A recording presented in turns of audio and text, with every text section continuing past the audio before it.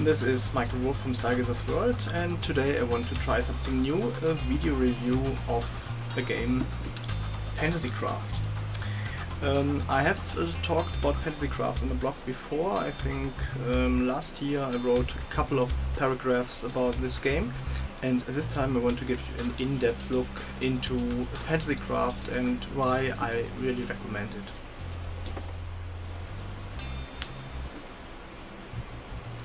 Today we want to talk about FantasyCraft, the fantasy role-playing game by Crafty Games.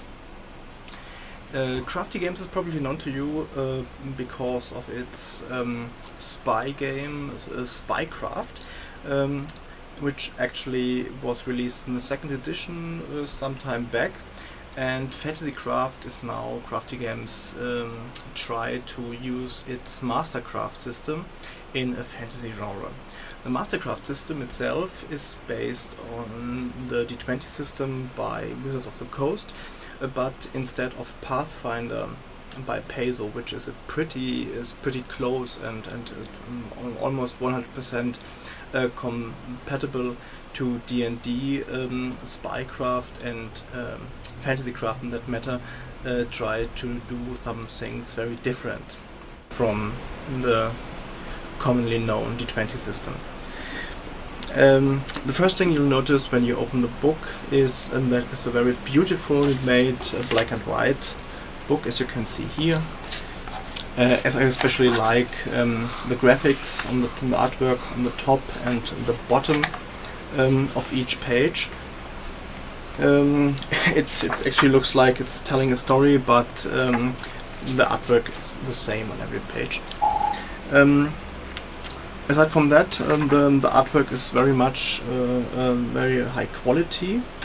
Of course, it's all black and white, but it's still very good looking. The rules are close enough to D20, so that people who know the system's basics will get into it pretty quickly, but don't make the mistake to think you can run this game without reading the book properly. Because it's very different. Okay, where shall we start with looking deeper into the game? What I really like about FantasyCraft is that it supports a lot more races out of the box than D&D does. In fact, races are not called races in this book. They are called origins, and you can be of any of those origins: Drake, Dwarf, Elf, Giant, Goblin, Human, Ogre, Orc, Pech, which is actually some kind of halfling, hobbit, gnome. In fact, it's a catch-all for all the small races. Rootwalker, so you can actually play some kind of ant tree person. Saurians and Unborn. Unborn are constructs. So if you want to play something like a what are they called again? Some Warforged character, like in the Aberrant setting in for D&D 3rd and 4th edition, you can play this in FantasyCraft as well. Saurian is actually any kind of lizard man, dragonborn, whatever you want to call it, and the drake species allows you to play a drake, which is a small dragon. So people who like to play monstrous races will definitely have fun with this game. In addition to origins, which are different from D&D, you also get specialities, talents, which you can further use to flesh out your character. Okay, now let's have a look at the classes. As with species, you get a whole range of interesting classes in this game. And again, I will give you an overview.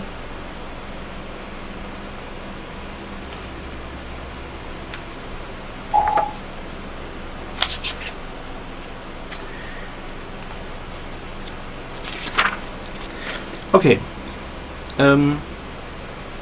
let's start with Assassin.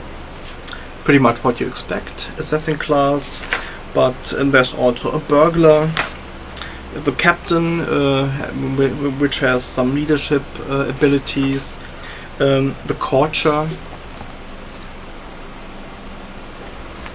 so some non-combat classes are in this book as well. There's an explorer, a keeper, who keeps the law and the knowledge of a species, the lancer, the classic mage. There are sages, priests, scouts. So basically you get a soldier, and there are some expert classes which are pretty close to prestige classes like Beastmaster, Alchemist, Edgemaster, Paladin, Swashbuckler. So you get a whole lot of new and exciting classes which are very different from each other, not like in D&D 4th edition where some of the classes feel almost exactly the same. You have a lot of special abilities for each class, different choices of skills, feats you can make, and the expert classes are only 10 levels each, so you can so you're actually meant to combine them with base classes and other expert classes to really flesh out the character in the way you want. It also has an action dice mechanic, which allows you to boost your die rolls, boost your defense, activate a threat, or you can also activate an opponent's error, so you can influence the game by spending these action dice. You've got a whole list of skills characters can learn, and the most interesting thing about, or one of the more interesting things about FantasyCraft is that the feat list is completely new. I think there's almost no feat from D&D to be found in here. They are all new and they work differently from classic D20, which is very interesting because it actually feels like a completely new game. The one thing I like about it, it's more like a toolbox. You can create your own campaign, and if it's remotely related to fantasy, you can probably run it with FantasyCraft.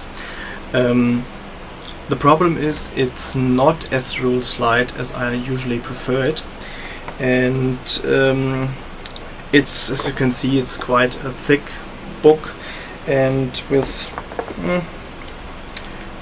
almost 400 pages, it takes quite a while to read all the rules and understand all the rules.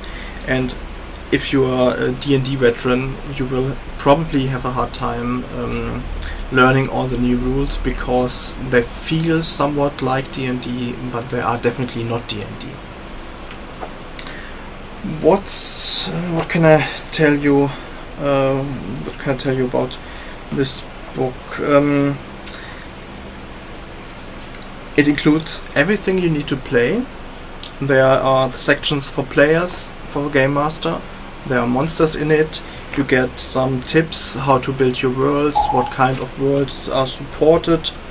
There's a conversion table for D&D, and yeah, it's a complete game, and it's a pretty good looking one, and it sets you back $50, which is quite expensive, especially when you consider that other games have full color artwork and glossy paper.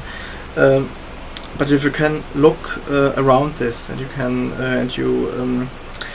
if you really are into interesting new way of interpreting the D20 rules, then you definitely should check out FantasyCraft. It's worth every dollar, and I'm pretty happy. I'm pretty happy I got this copy. And if you're into fantasy gaming and you want to try something new, check it out.